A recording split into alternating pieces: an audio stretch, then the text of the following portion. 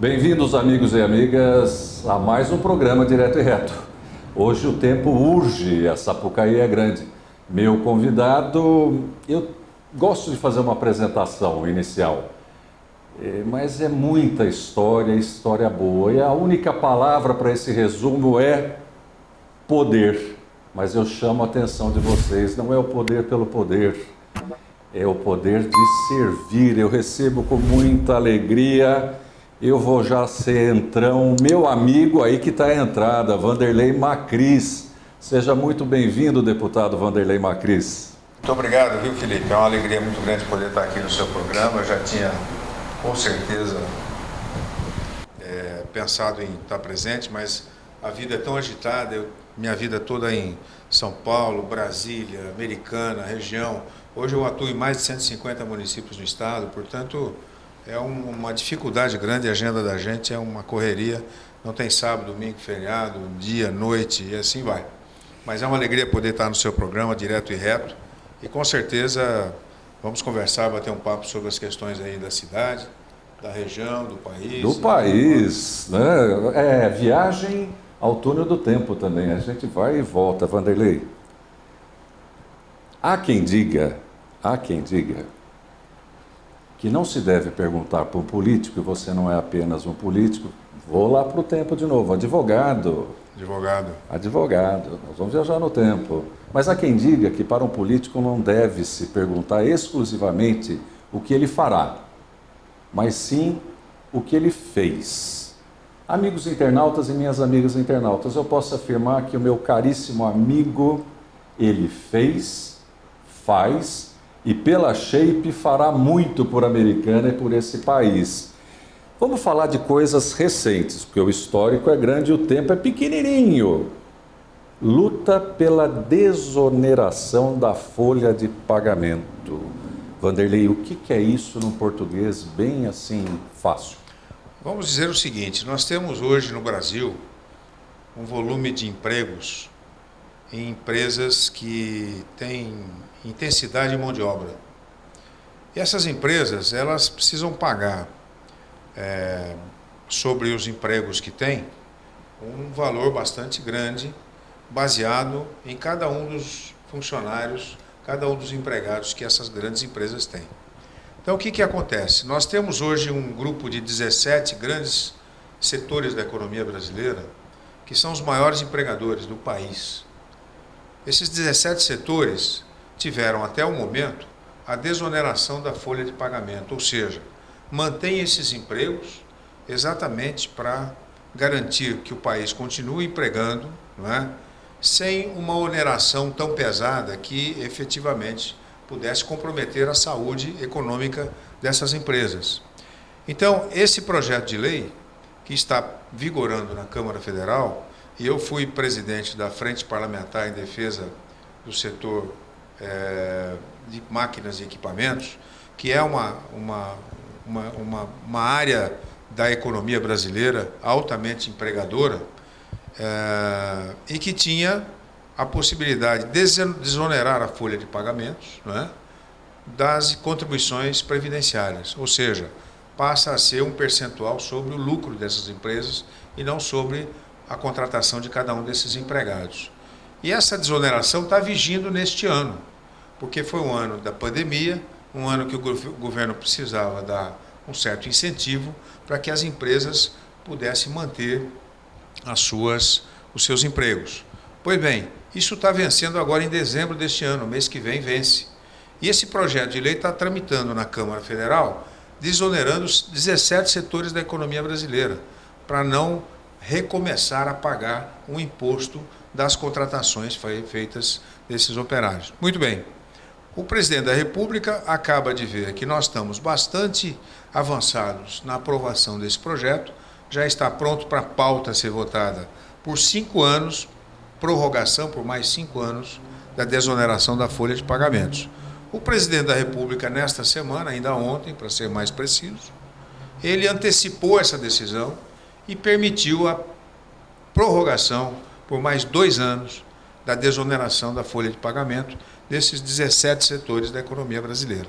Com isso, nós estamos atingindo o objetivo que é preservar, porque a pandemia ainda é muito presente na vida dos brasileiros e ainda há necessidade de manter esse incentivo por mais 2 anos, como o presidente decidiu nesta semana.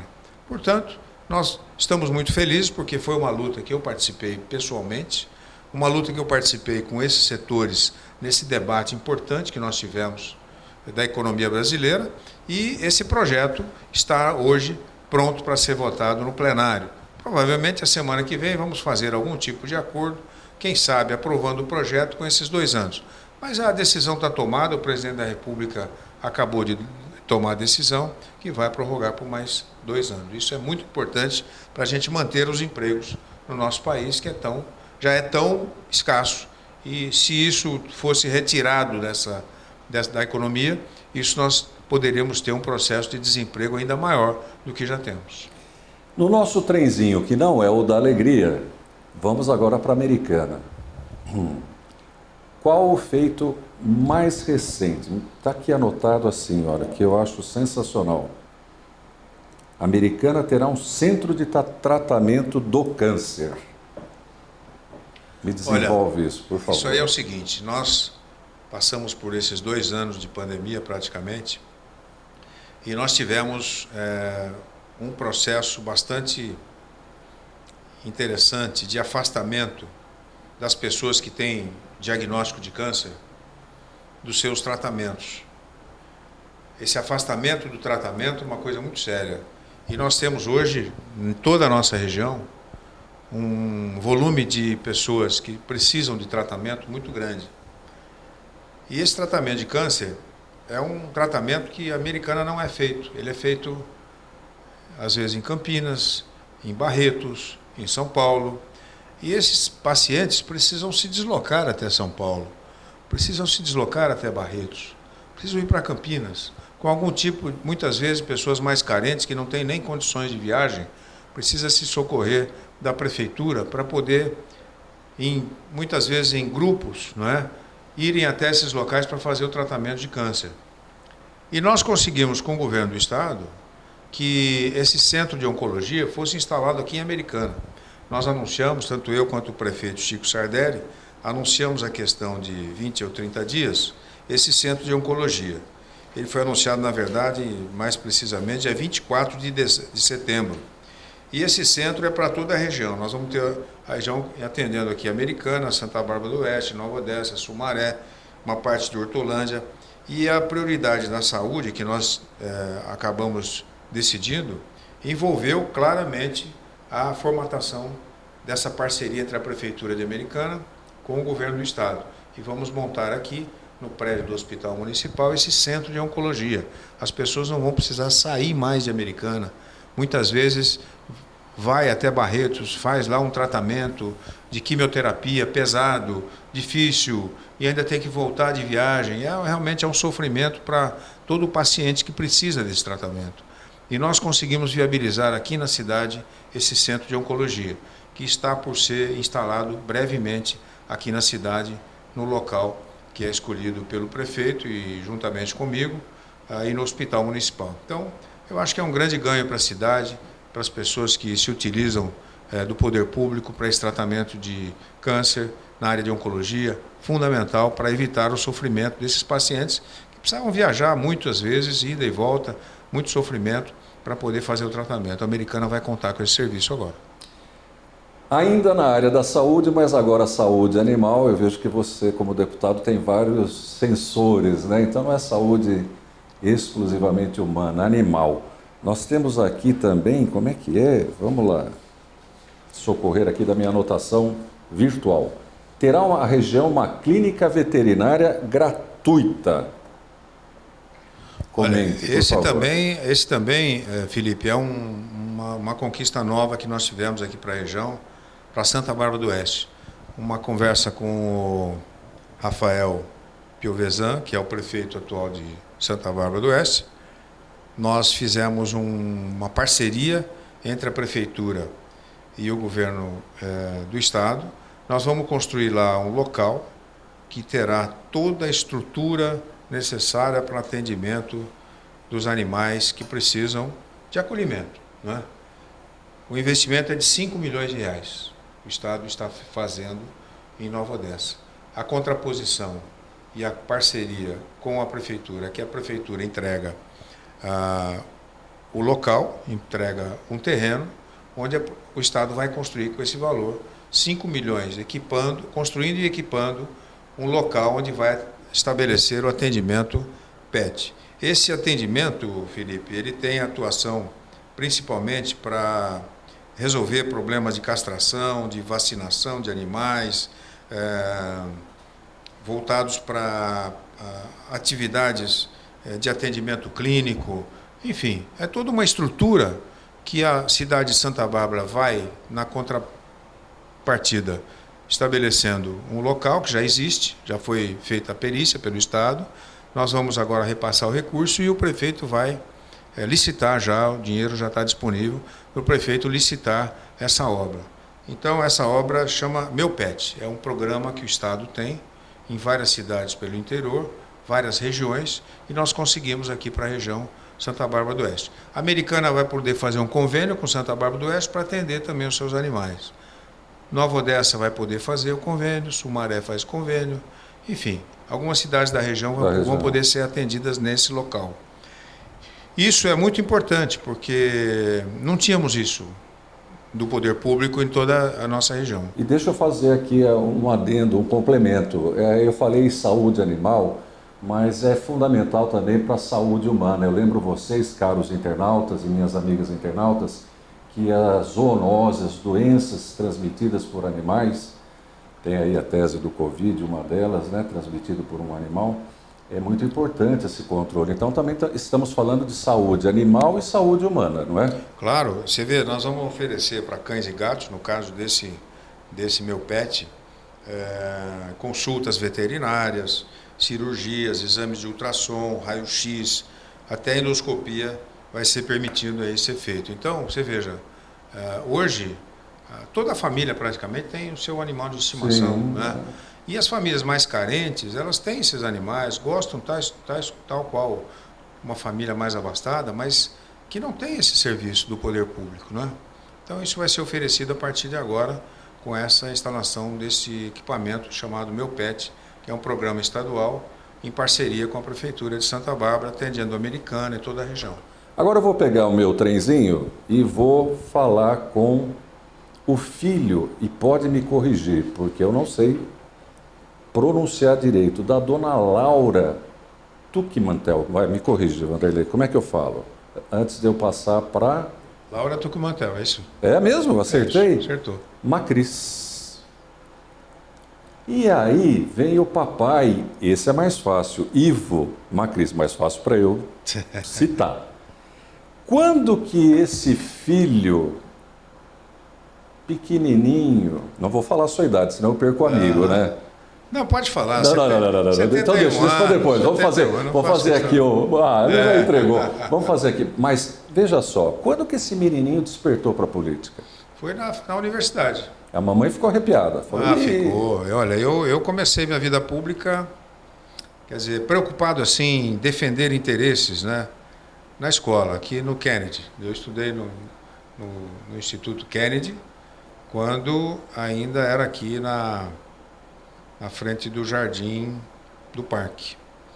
Muito bem, na escola primária e secundária na época, ainda não, mas no colegial eu já me dispus a atuar politicamente dentro da sala de aula. Ou seja, eu já trabalhei no sentido de que os meus amigos me conferissem a possibilidade de brigar com a diretora da escola em favor dos interesses da classe, de brigar com a professora, porque a gente achava que a professora estava sendo dura demais na questão da disciplina, e, enfim, brigar pelos interesses da classe. Eu pedia isso aos meus amigos e acabei sendo líder de classe, não é? Ia brigar lá com a diretora e defender os interesses dos meus amigos da escola. Muito bem. A partir daí, eu comecei a disputar o Grêmio Estudantil também, chamado Grêmio Estudantil 8 de Maio. Né? Os meus amigos que estudaram comigo aqui de Americana conhecem e lembram bem disso. A gente tinha nossas atividades sociais, né? Um clube de dança, etc. e tal, mas também tinha a nossa luta na diretora da escola, professora Paioli, que era uma Conheci, sargentona. peguei esse tempo da Paioli. Pois é, ela era sargentona lá, mas a gente tinha que enfrentar a Paioli. Eu era um dos membros do Grêmio 8 de Maio que ia defender os interesses da escola lá com ela. Né? Ela fazia questão, E a gente... ela fazia questão, doutora Paioli. Doutora Paioli, exatamente. Muito bem, mas foi uma época muito gostosa e me despertou muito para a vida pública. Depois, na universidade, na faculdade de Direito, que eu fiz, eu também me meti ao centro acadêmico. Né? Fui para o centro acadêmico, lutei também, defendi os interesses da minha faculdade, na época, Faculdade de Direito, de Piracicaba, Unimep, e ali comecei a minha vida pública. Fui candidato a deputado, primeiro a vereador, né? E depois a deputado estadual, já em 1974. Vereador 72, quando o Ralph foi candidato a prefeito de Americana, eu fui vereador com ele. E fui líder do governo dele na Câmara Municipal. E fui vereador, tomei posse como vereador na Câmara Municipal de Americana, que era lá no centro da cidade, onde hoje é o batalhão da Polícia Militar, né? Juntamente com seu pai, Clóvis Alaf. Né? Tomei posse juntamente com ele para vereador lá nesse local. Então, foi uma época muito, muito boa. Foi assim que começou a minha vida política. Foi na faculdade, na escola, depois no Grêmio Estudantil, já na fase depois da pré-escola. Enfim, depois na universidade, já no centro acadêmico. E assim foi. Papo de amigo, 7 mandatos como deputado estadual? 7, um de vereador, 7 de deputado estadual e mais 4 de federal. E estou indo, se Deus quiser, para o 5º mandato de deputado federal. Já lançou a candidatura, que bom. É verdade. Lá, primeira mão, hein? Primeira mão. Furo de reportagem. É verdade, eu não disse ainda sobre isso aí. Mas eu serei candidato, meus filhos não serão mais, não tenho nem Cauê, nem Rafael pretendem disputar agora. E eu vou disputar pela família o mandato de deputado federal. São 12 mandatos como deputado, 12 mandatos parlamentares. O ano que vem, Felipe, eu vou completar 50 anos, meio século de mandato. Não é de vida, não. Meio século de mandato. São 50 anos de mandato parlamentar. Quer dizer, é uma alegria grande poder ter a confiança da população em todo esse tempo. Claro, a gente está mantendo aí um ritmo de seriedade, um ritmo de convergência com os interesses da população. Eu sempre fui muito presente em duas vertentes importantes da minha vida política. Uma é defender as cidades que me apoiam. Né? Claro que não é o Estado inteiro que me apoia. E defender as cidades que me apoiam. Defendendo recursos, investimentos, etc. e tal. Outro é ter lá, com o meu voto, lá na Câmara Federal, honrar as pessoas que confiaram no meu trabalho, que votaram para mim. Honrar de que maneira? É não estar metido em tornozeleira eletrônica, em lava-jato, em malandragens, não é? Então, não estou entrando nessa seara. Então, a coerência e o trabalho nessa direção, eu tenho me dado aí o respeito e o respaldo da população esse tempo todo. Vamos pegar nosso trenzinho de novo? Fui lá para o passado, questão nacional, questão municipal. Então eu vou pegar o trenzinho porque eu li a seguinte teoria aqui, eu quero sua opinião como alguém nacional, PSDB. Deixa eu ver se eu localizo rapidamente. Eu sou velhinho, mas eu me meto aqui a lidar com a internet. Deixa eu ver se eu acho rapidamente para não comer o programa, senão eu pergunto outra coisa e vou localizar. Mas eu vou localizar, mas antes eu quero sua opinião como deputado federal na seguinte questão. Você começou dizendo, eu briguei no diretório, papapá. Como que é brigar com o presidente da República? Peguei. Olha, Felipe, não é briga. Isso aí é uma questão de convicção de alguns temas, né, que a gente diverge. Eu, por exemplo, votei, ao longo desse tempo todo, eu tenho a impressão que 80% dos meus votos foram dados nos projetos do presidente Bolsonaro. 80%. Eu divirjo dele em várias questões. Por exemplo, a questão do desarmamento. Né? Eu sou totalmente contra. E aí é questão de princípio. Ele tem a posição dele, eu tenho a minha. Né? E a gente diverge nesse sentido. Eu tenho o direito de divergir democraticamente. Eu não aceito, né, que ele faça uma investida na direção de facilitar a arma na mão da população. A gente tem um país latino, um país que muitas vezes tem Sangue quente? sangue quente, como você diz, quer dizer, então não é bom, não é importante você facilitar armas na mão do cidadão brasileiro, tem que dificultar mesmo, não é? Aí a pessoa vê, mas o bandido pode ter direito a ter a arma e o cidadão civil não. Mas isso, gente, com certeza, não é uma boa coisa, não é uma boa política você armar a população brasileira. O que temos que fazer é armar e dar poder para a polícia e defender, e mais do que isso, lutar e brigar para que a sociedade brasileira seja protegida. Isso sim, esse é o caminho. Não é o caminho de armar a população. Eu tenho um pouco de trauma nisso, Felipe, porque eu tive na minha juventude alguns problemas muito sérios nessa área de armas na mão de criança, entendeu? Eu acho que é uma coisa muito complicada e eu não acho que é bom. Então, eu tenho divergências dele desse tipo de ponto de vista, não é? Agora, quando é um projeto de interesse do país, eu voto favorável. Meu voto não é de briga, não, é de convergência, não é? O que é bom para o país, eu voto favorável. Agora, o que eu tenho de dificuldade são esses princípios, alguns deles que eu tenho divergência, como é o caso do armamento, como exemplo. Votar. Você votou pelo impeachment da Dilma Rousseff? Votei a favor. A favor. Claro. Qual a visão que você tem, por toda essa experiência e por essa mão longa política? O que é o PT? Dizem que é uma quadrilha. É? Olha, eu diria o seguinte, eu tenho alguns amigos no PT, né? Tenho alguns que eu respeito.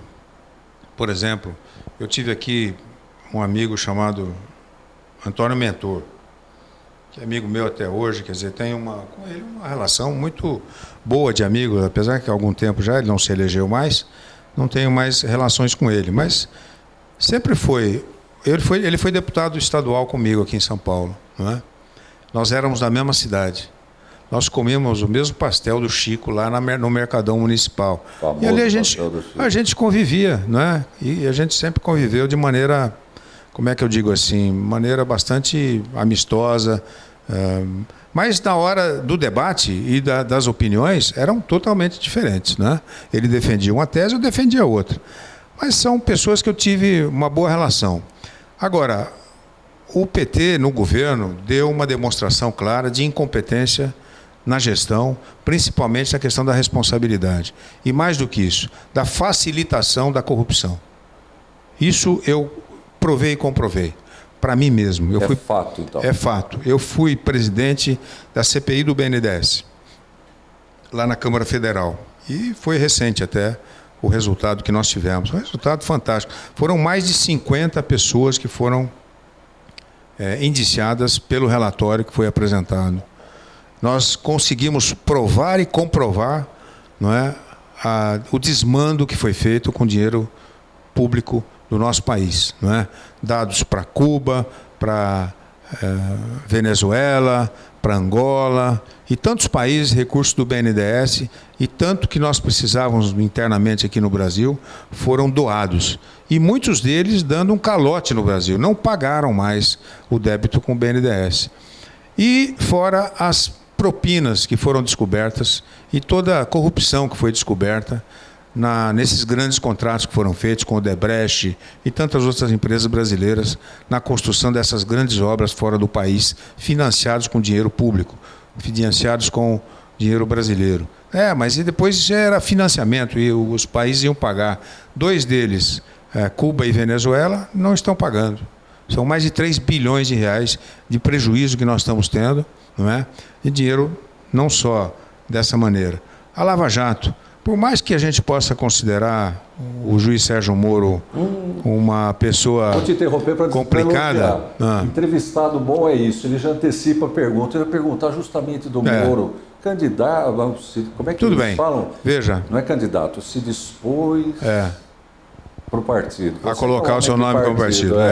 Mas não só ele, mas eu diria assim, a construção da Lava Jato foi uma construção que foi fundo, né? E provou, né, a corrupção. Pode ter dificuldades de formas legais ou não, não é? De como foi feito tudo isso, mas que teve. Mas eu vou perguntar para o Entendeu? advogado, eu não vou perder essa bola. Agora para o advogado, teve exagero, não teve? Ou você não concorda? Teve exagero. Eu acho que aí o grande problema foi a confusão entre o juiz e o promotor. O promotor acusando e o juiz tendo que julgar, que não podia haver essa troca de informações e compor um grupo unificado. O juiz tinha que estar acima disso, tinha que estar fora disso, porque ele era o julgador. Ele ia julgar a investigação que o promotor estava fazendo. Agora, não podia o juiz, junto com o promotor, fazer uma tabelinha, caminhar na mesma direção. Tudo bem a relação de juiz e promotor, você é advogado, você sabe disso. Você é advogado, né? Sou. Você sabe disso, a gente sempre tem uma conversa, o promotor fala com o juiz, com o advogado, isso não tem problema. Sempre. Diálogo. Agora, definir e planejar uma coisa de maneira conjunta não pode. Eu acho que isso foi errado. Agora, isso não pode ser excludente, não é? Porque que houve corrupção, houve. Diretores da Petrobras devolveram 150, 160 milhões de dólares, não é? Para o poder público. Não é? O que foi levantado de propina que foi utilizada nessa questão da Lava Jato é uma coisa impressionante. Isso a gente não pode concordar. Não é? O que está acontecendo hoje no país, Felipe, eu acho que é uma coisa que precisa ter a atenção de todos. Não é? A gente tem lá o grupo que defende o Bolsonaro, tem o grupo que defende o Lula, não é verdade? Mas essa polarização é ruim para o país, ela é perniciosa, ela não ajuda, ela não colabora com o desenvolvimento do país. Não é?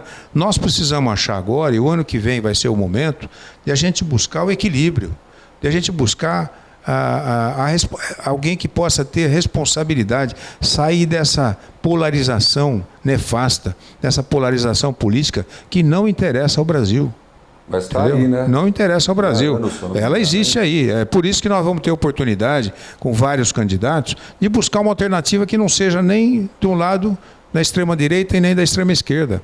Vamos buscar o centro, vamos buscar a convergência, vamos buscar a responsabilidade social, a responsabilidade fiscal, que nós estamos tanto precisando para o país. O país precisa debater os seus grandes problemas, a saúde, nós precisamos debater o problema do emprego, a questão fiscal, a questão da valorização da nossa moeda. Quer dizer, tem muita coisa importante para discutir e não ficar nessa briga política desnecessária, não é? Que faz mal ao país.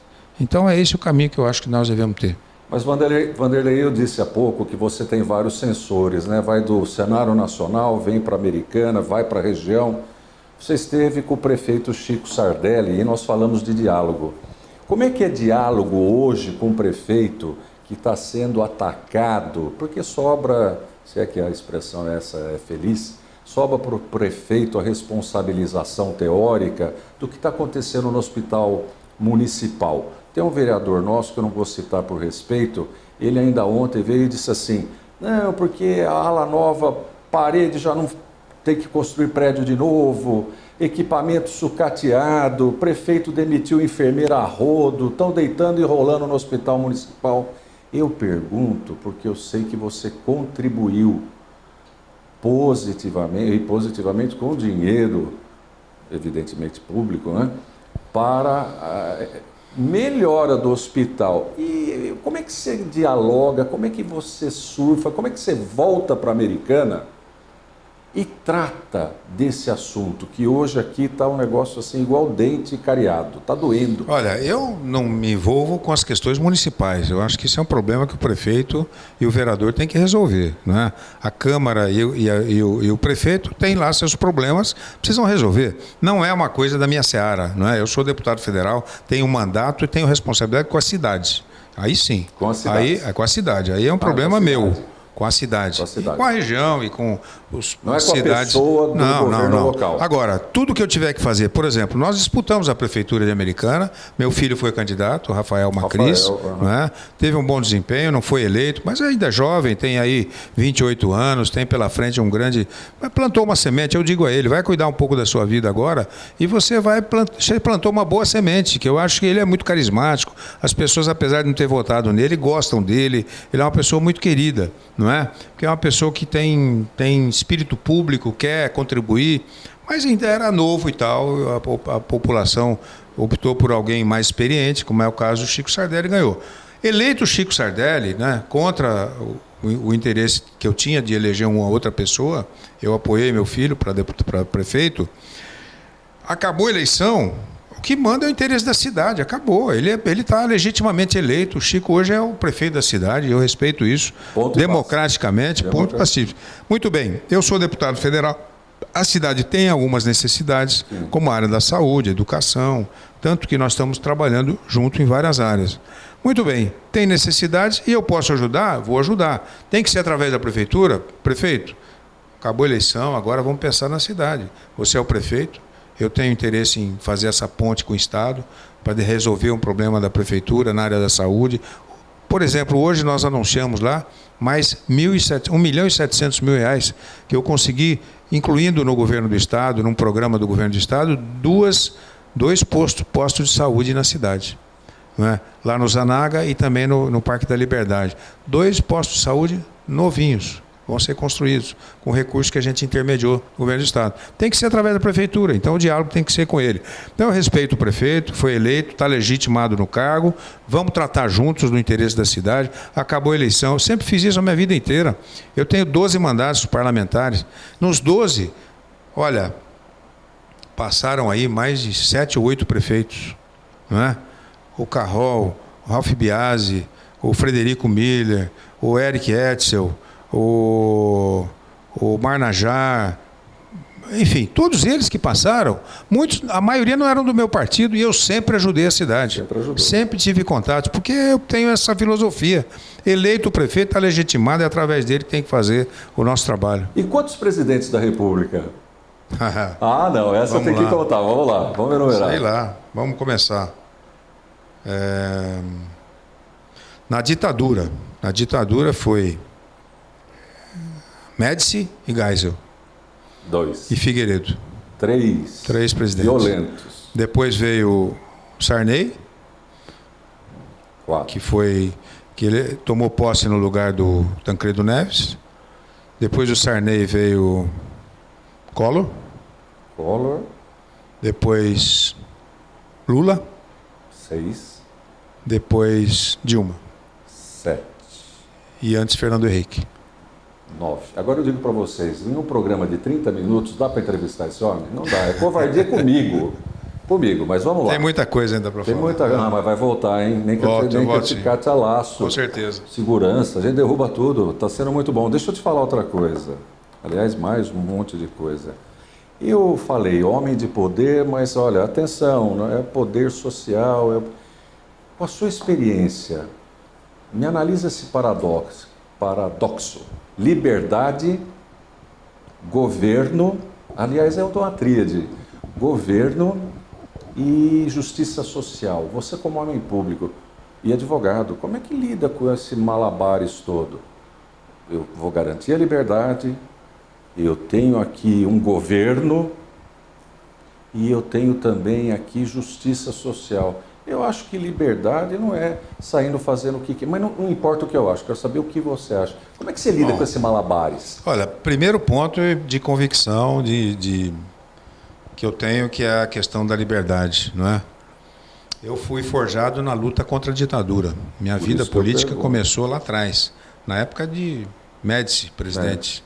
Tanto é que eu já comecei a brigar politicamente quando a minha sala de aula na universidade resolveu dar o nome da turma de Emílio Gastazu Médici. Já foi combustível. Comecei já a brigar por aí. Né? Pegou fogo. E eles ganharam. E está lá, a minha turma de formação de direito é Emílio Gastazu Médici. Que eu, na verdade, era da oposição na época. Né?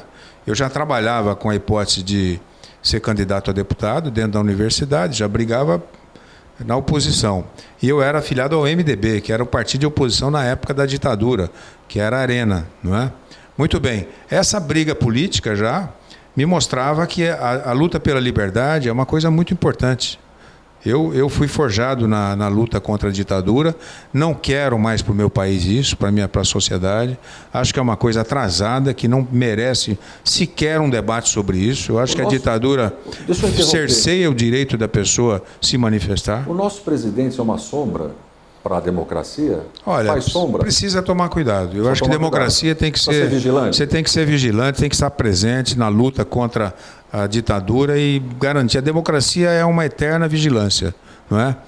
E eu lembro muito bem, porque ainda era vereador, Quando eu descobri, depois de quase 20 anos, o Mário Covas abriu as informações do DOPS, Departamento de Ordem Política e Social da época, e eu tinha lá, e descobri que eu tinha lá uma capivara. Uma capivara da minha luta política aqui na cidade. Imagino, o DOI-CODE, né? DOI-CODE, DOPS. DOPS, eu descobri. Quando o Mário Covas, ele me entregou. Polícia da ditadura. Uma ação solene, falou, Macri, está aqui a presença da ditadura na tua vida política. Eu tenho lá até hoje, tem lá um caderno onde eu tinha lá relatórios mostrando que, olha, o vereador Vanderlei Macri está reunido na casa de fulano de tal, fazendo reunião de subversão, etc. e tal. Eu estava lá, quer dizer, a gente era fiscalizado o dia inteiro na ação política. Você não podia, juntava 10 pessoas, era subversão.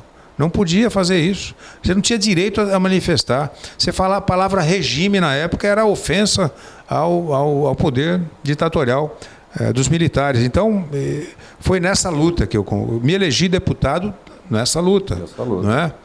Então, a questão da democracia e liberdade, para mim, é questão de princípios. Não abro mão disso. Vou lutar. Pétrea, como cláusula pétrea, exatamente. Não se mexe. Muito bem.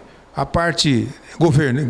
Governo é uma coisa eventual. Hora de um partido, hora de outro, hora de oposição, hora de situação. Respeito à democracia, a escolha da população, não é? E a luta política normal. Governo e oposição. Isso eu acho que faz parte do jogo político. Essa é a questão do poder. Agora, casada com o interesse social, porque se você exerce o poder e não pensa no social, você está exercendo o poder para outros interesses que não da sociedade.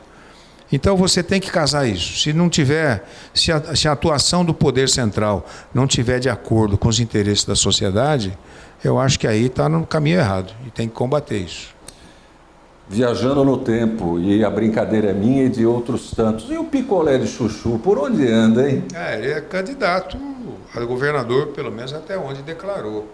Né? Mas o que aconteceu com Geraldo Alckmin? Meu conterrâneo de Pindamonhangaba. Pois é, Pindamonhangaba. Tentou ser mais agressivo do ponto de vista político, né? Olha, eu tive com o Geraldo Alckmin uma relação, e tenho até hoje, de amizade, de respeito, de companheirismo. Ele é do meu partido, respeito ele. Ele está tomando uma decisão, se é que vai tomar ainda, porque não tomou, não anunciou, né, nada a saída dele do partido. A gente queria muito que ele fosse candidato a governador, ou melhor, a senador dentro do partido. O partido já deu a ele 4 legendas de governador, já deu a ele mais 2 legendas de candidato a presidente da República, já deu a ele mais 2 legendas de candidato a prefeito de São Paulo, deu mais 2 legendas de candidato a deputado federal e estadual, 10 legendas. O partido deu a ele, nesses 32 anos de existência do partido, sempre foi ele o escolhido pelo partido para disputar os cargos majoritários mais importantes do estado de São Paulo. Agora, o partido pede a ele que ele seja candidato a senador, e ele quer ser governador. Agora, ele precisava reconhecer que tem um movimento novo no partido, né, de gente nova, etc. Tal.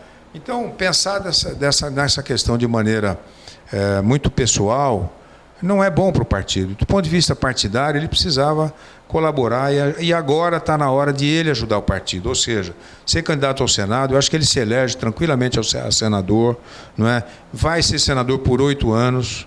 Nós temos hoje o nosso grupo lá, a Dória, apoiando o Rodrigo Garcia como candidato a governador, nosso candidato, meu candidato, o Dória, meu candidato a presidente da República. Nós estamos aí participando de uma prévia agora para a indicação do candidato a presidente logo no dia 21. Então, eu acho que ele podia contribuir com o partido agora. O partido deu muito para ele e ele podia contribuir com o partido agora. Essa é a insistência minha, de todos nós do partido, para que ele seja candidato a senador. E a gente espera que ainda haja possibilidade de ele se articular e ser o candidato nosso ao Senado. Você levantou uma bola para mim muito interessante. Um homem de partido, né?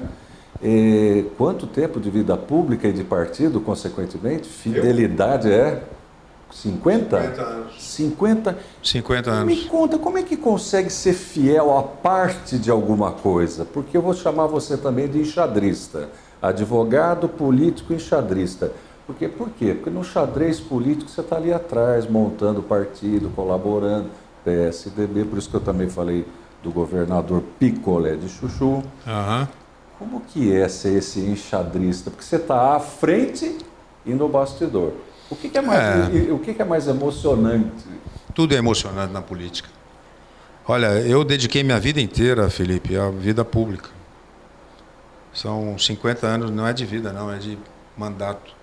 Então, fiz isso minha vida inteira, né? E vou fazer até onde der, até onde me permitir a minha saúde e me permitir os eleitores que confiaram em mim até hoje, né? Eu costumo dizer que o eleitor ele é muito exigente, né? Ele é exigente. E se você não tiver rumo, não tiver coerência, ele te tira fora do jogo. Olha, 50 anos de vida pública eu já vi muitos colegas meus ficarem sucumbirem, pelo caminho, mas muitos, muitos, dezenas, centenas de colegas deputados que ficaram pelo caminho nesse tempo todo de vida pública. Agora, eu mantive minha coerência. O Mário Covas, que era um grande inspirador meu na vida pública, Franco Montoro, pessoas que foram políticos com P maiúsculo, né, que tinham espírito público, trabalhavam nessa direção. Então, sempre foram referências para mim, né? E ter espírito público e coerência na vida pública é uma coisa importante. A população quer muito pouco do político. Quer o quê? Que ele fale e faça. Não adianta o político falar, não, promessas, é isso que eu vou fazer, e depois não faz, né? Então, se falar, faça, né? Se não for fazer, não fale. Entendeu? Eu mantenho isso como princípio. Sempre quando anuncio alguma coisa, as pessoas sabem. Por exemplo, ontem nós tivemos com o Chico Sardelli anunciando R$1.800.000 para 2 unidades básicas de saúde para a cidade. As pessoas sabem que eu anunciei, é porque vai acontecer. Não é blá blá blá. Não é blá blá blá. E eu não anuncio se eu não tiver a certeza e segurança que aquilo vai acontecer. Então a população quer muito pouco do político, é isso, quer coerência. Falou que vai fazer, faça. Entendeu? Se não for fazer, fale que não vai fazer. É melhor um sim, um não mal resolvido, do que melhor um não do que um sim mal resolvido. Entendeu? Porque aí você começa a desacreditar a população. Por que a população desacredita do político hoje, né? Porque, é claro, a imprensa procura dar sempre muito mais destaque às coisas incoerentes da vida pública.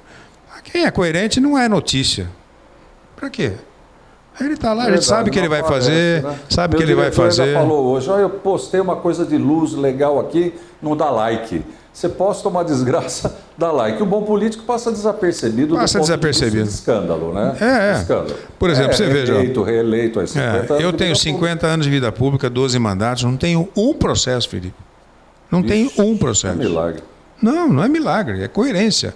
É acreditar no mandato, que o mandato é uma coisa sagrada, é uma procuração da sociedade, da população. Tem que levar a sério isso. Se você não leva a sério isso aí não adianta, é melhor fazer outra coisa. Se quiser ficar rico na política, vai ser empresário, vai fazer outra coisa, não na vida pública. Olha, deixa eu consultar meu diretor aqui, porque o seu tempo também urge e o meu de programa. Diretor, como é que nós vamos fazer aqui? Aqui é um seriado Netflix. Eu termino, deixo a palavra para o deputado, me orienta aí, não me deixa na mão. 3 minutos. Olha lá, ele me deu 3 minutos. É todo seu. Eu não vou gastar tempo com isso. Mas olha, Felipe, eu queria agradecer muito aí a sua consideração. Tive boas recordações aqui da sua família, que eu conheço há tantos anos, né? E sou uma pessoa que vou continuar mantendo minha coerência na vida pública. O compromisso que eu tenho com a população é o que eu sempre digo. Quem vota no Vanderlei Macris sabe o que ele vai fazer. Não tem dúvidas. Não é surpresa. Não é alguém que você vota com aquele medinho de falar, puxa, eu vou votar para esse cara, será que ele vai ser... Não, votou para mim, sabe muito bem o que eu vou fazer. Sabe quais os passos que eu tenho, a coerência do meu trabalho, o respeito que eu tenho aos meus princípios, né, que a população conhece bem. Porque eu ando pela cidade com tranquilidade, com cabeça erguida, porque eu respeito a população, as pessoas sabem disso. O dia que eu não for mais candidato, aí nós vamos ver o que fazer. Mas, por enquanto eu tiver mandato e o respeito da população, vou manter minha coerência e vou manter o respeito à opinião pública. Então, é isso. Quero agradecer. Prestar contas no meu trabalho é uma coisa que faz parte da minha vida. Quando chamado, estarei presente. Talvez aqui fique devendo o tempo que eu não pude comparecer, mas toda vez que puder, venho com o maior prazer aqui para a gente falar um pouco mais sobre a vida do país, do Estado e da nossa cidade querida. Caros amigos internautas e minhas amigas internautas, vocês então querem rever esse programa? Perderam alguma coisa? Direto e reto para o YouTube, correto?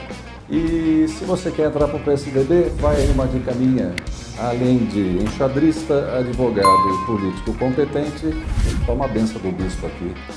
Ademã, de leve, a gente chega lá, né, Vanderlei? Obrigado. Um abraço.